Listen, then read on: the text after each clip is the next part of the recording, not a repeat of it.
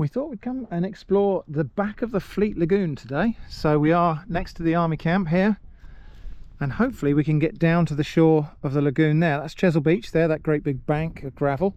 In fact, we've probably got a quite good view of Chesil Beach from here. Anyway, we're going to go for a walk down there on the shore of the lagoon if we can.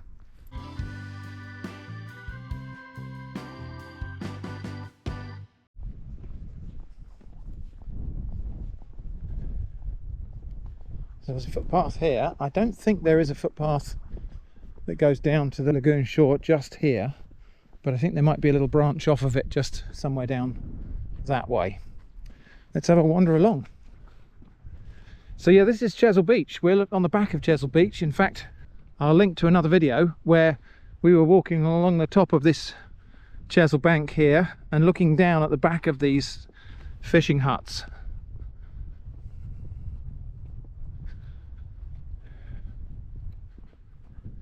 And I don't think we can walk across the back of the army camp just because there's a firing range there. That bit is probably restricted. This does look like a footpath down here though. Well, I can see reeds there, so that might be a bit marshy.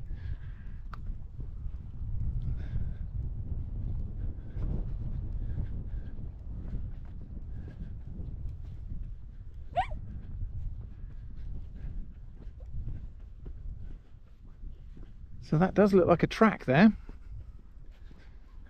Let's have a look. Right, there's a trodden footpath. So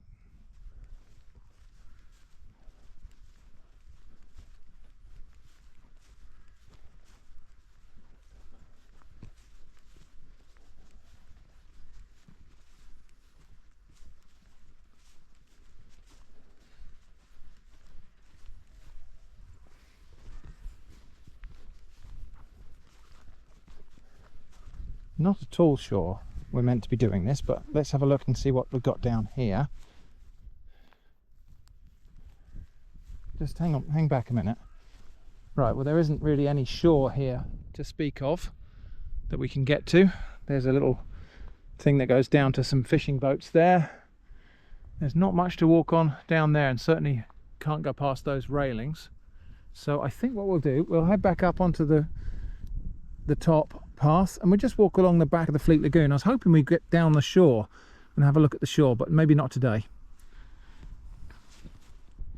So back on, this is the southwest coast path, and as we crest this hill,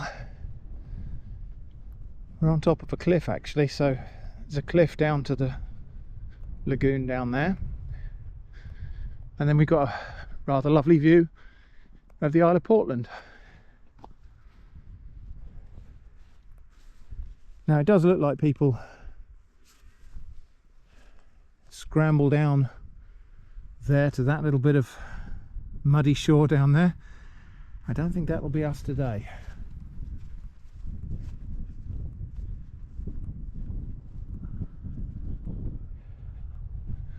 Lagoon is looking very beautiful with the sun shining on it, and a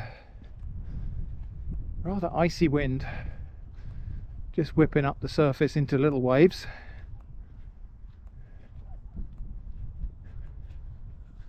We'll wander along here and see what we can find. But yeah, it does look like these are places where people go down the cliffs to get to those boats. Yeah, I don't think so.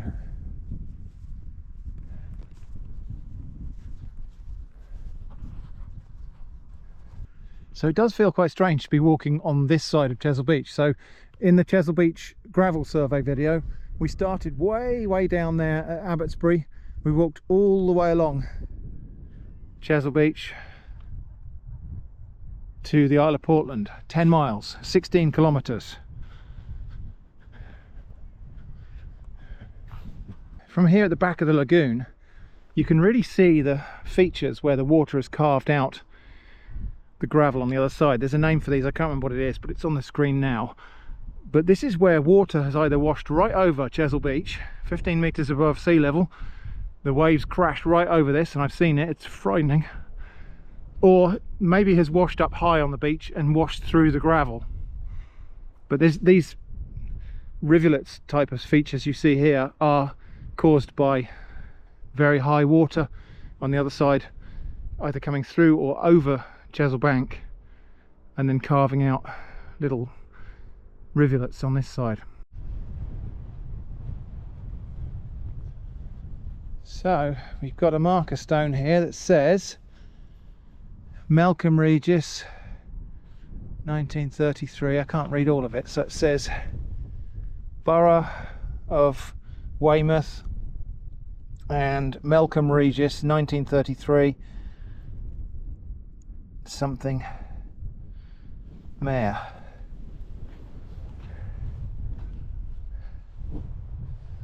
So quite interesting really to see this side of the lagoon, because I think when we were up on Chesil Beach over there, it didn't perhaps seem like it was a very big body of water, but I think when you see it down here from this side, you can kind of appreciate the scale of it a little bit more.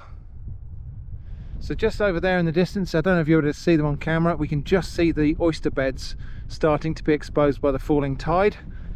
I would like to get down on this beach, but it's not actually, we haven't found a really easy or safe way down there at the moment, and perhaps that's not such a bad thing, but I'd like to get down here and have a little rummage amongst these rocks, because I suspect there might be some fossils to be found down there.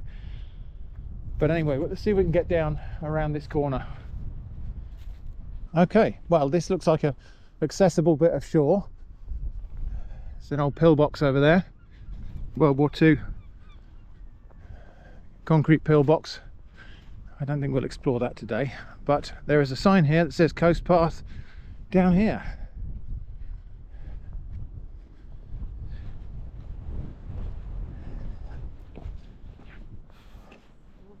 There we go. So it being February, there's not a lot of activity from wild waterfowl or anything like that. Mainly I think a lot of the waterfowl have migrated south for the winter. Anyway, we're going to wander along this way a bit, I think, and wander along this bit of shore, see if there's anything interesting to see.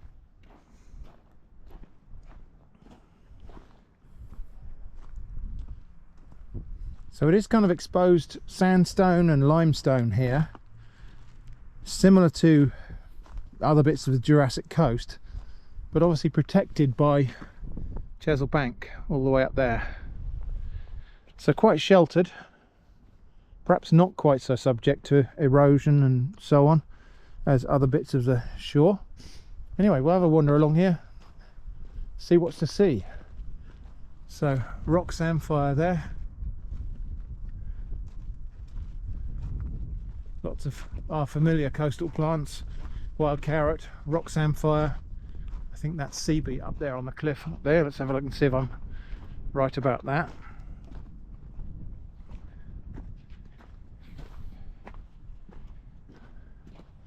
Yeah, that's sea beet up there. Interesting how the water's carved holes in the cliff face here, and some quite interesting rock formations. Probably was limestone with calcite veins, and the limestone's been carved away or eroded away by the elements, leaving just the calcite. Very different beach, very different shore to what we're used to. It almost looks like a paved gravel road, doesn't it? These angular pieces of sandstone, mostly not even completely smooth, that have just been broken off and haven't even been worn smooth because there are no big waves here. That looks like it could be a piece of ichthyosaur bone. I'm not sure. Certainly the end looks quite a lot like fossilized bone, but I'm not sure. It might just be a piece of flint. So yeah, some really interesting stuff here. There's all of the sort of differential erosion that's happened there, where softer stuff has eroded out, leaving almost like a sponge or network of the slightly probably harder minerals.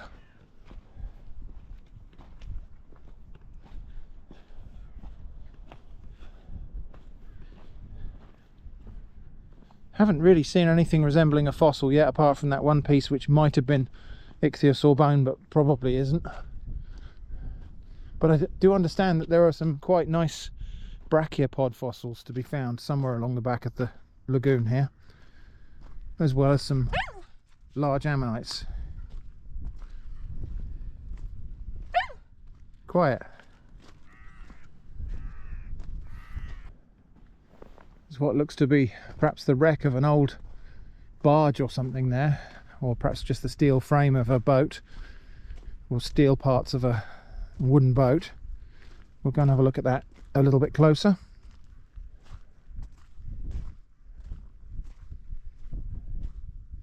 Yeah, so I think we're just looking at the bow and stern posts of a probably, well, I don't know whether it would have been a steel sided boat or if that's just the kind of keel and stern and bow of, yeah, it does look like it was metal actually, because I can see a plate there, so some kind of metal boat.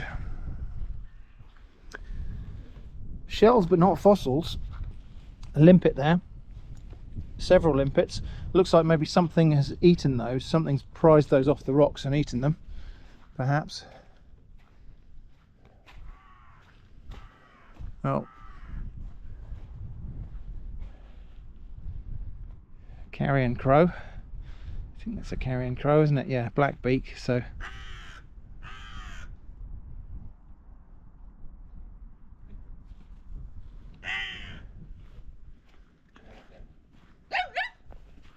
yeah, I know about you.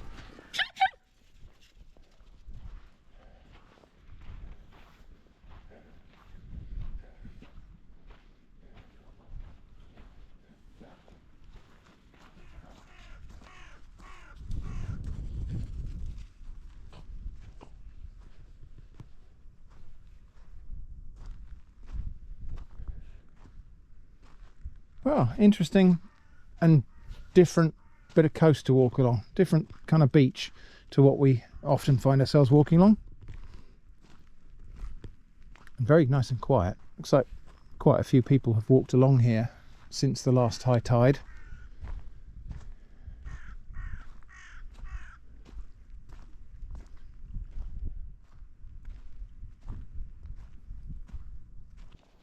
It reminds me quite a lot of Porchester Shore, although the shoreline, the substrate is a completely different material, much more sandy here,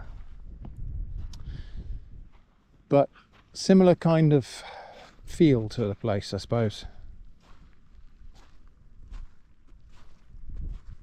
Not really seeing very much in the way of shells. I suppose this is brackish though, this is not seawater, although there is seaweed, so it must be somewhat saline.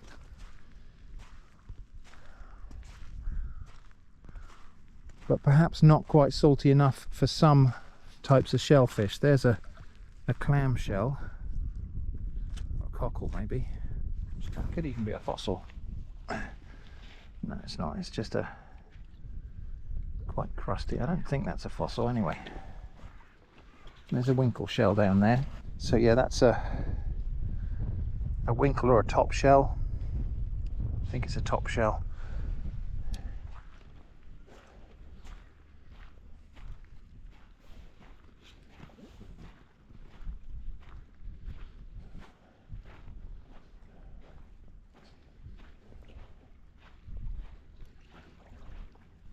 The tide is falling at the moment, so there's no chance of us getting cut off and pushed against the cliffs. Something I always check before we come to the coast, especially if we're going somewhere where there are cliffs. Now, whilst we don't have fossils to look at, there is a piece of an old marmalade jar. In fact, I'll take a photograph of that and then I'll show you exactly what kind of vessel that came from. So now we're at the foot of that small cliff that we looked at from up top before. we're back at these boats here, which we won't interfere with. These belong to somebody.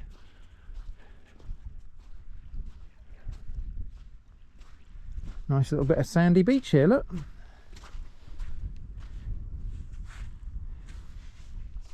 And I am seeing various little bits of pottery here, and quite old stuff as well. Nothing particularly spectacular, but yeah, a few little bits of quite old glass and broken old pottery. So presumably there was well, it might even be that there was a house up on top of the cliffs here at one point, and it's had a dump in its garden, and that's all ended up in the lagoon as the cliffs have eroded back. Now here's another piece of probably quite old glass. Even though it's still got quite crisp edges, there's no waves here to wear this down, or not very much. So that's a rather old looking piece of glass, just judging by the colour. But anyway, probably just going to go to the end of this bit. Well, I can't go much further than this actually. We'll just go up and have a look.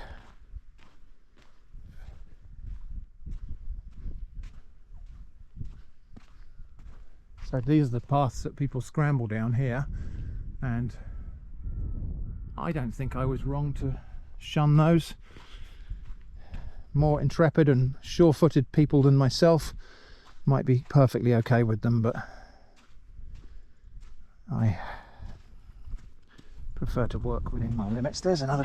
Oh, Eva, come on. Right. You go and do your stone over there. There's another top shell. It's not one I've seen before actually, that kind of a thing, but nobody in there, but quite a large top shell.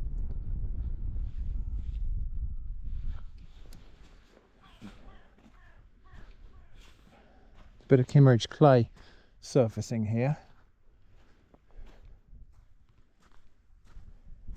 Huge limpet shell there, look at that. Not occupied. That would have been quite an elderly limpet, I would say. Although I don't know I don't know what kind of age constitutes old age in limpets, but I imagine it's multiple years, possibly decades. Right, well that is as far as we can go along this bit of shore. So we'll just head back. If there's anything interesting to see, we'll see it. I found a few of these things. That's an interesting thing. It's like it looks like seaweed, but I'm not sure, not altogether sure that that's not an egg case. It's like a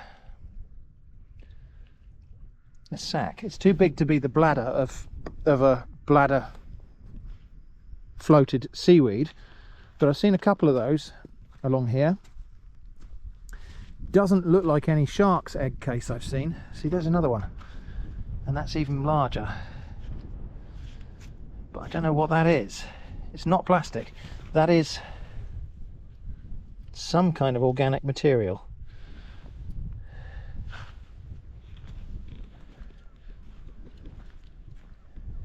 If you've got any thoughts on what that might be, do let me know in the comments.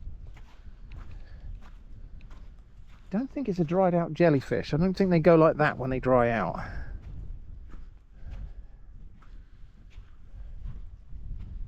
Anyway, we shall wander back along now, but I think that's probably it for today's video. Nice and simple, just a little walk along the shore of the Fleet Lagoon.